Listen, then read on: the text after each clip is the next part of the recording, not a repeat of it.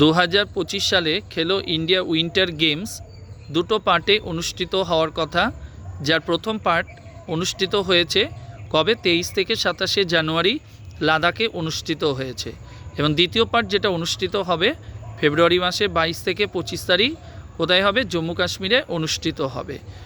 এবং এবছরে যেটা হয়েছে খেলাটা, এটা হলো 5th এডিশন। এবং এবছরে অর্থাৎ তোমার লাদাখে যেটা অনুষ্ঠিত হয়েছে সেখানে মেডেল তালিকায় প্রথম স্থান অর্জন করেছে কে, লাদাখ যে টিম। এবং এরা টোটাল মেডেল পেয়েছে 7খানা, তার মধ্যে গোল্ড পেয়েছে 4টে, 2টো সিলভার, 1টা ব্রোঞ্জ, টোটাল মেডেল পেয়েছে 7টা, পেয়ে প্রথম স্থান দখল করেছে। এবার আসি আমরা এই যে লাদাখ এবং জম্মু কাশ্মীরের কথা আমরা বলছি, অ্যাকচুয়ালি এরা আগে একসাথেই ছিল জম্মু কাশ্মীর রাজ্য নাম দিয়ে, এবং যেখানে 370 আর্টিকেল কার্যকর ছিল।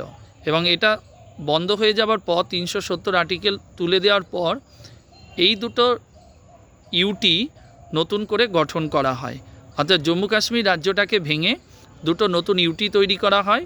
তো সেটা কবে, 2019 সালের 31শে অক্টোবর এটা করা হয়েছে। আর 31শে অক্টোবরের দিনটাকে আমরা কি বলি, ন্যাশনাল ইউনিটি ডে হিসেবে সেলিব্রেট করি, যেটা গোটা ভারতবর্ষ জুড়ে সর্দার বল্লভভাই প্যাটেলের জন্মদিন উপলক্ষে ন্যাশনাল ইউনিটি ডে হিসাবে আমরা পালন করে থাকি।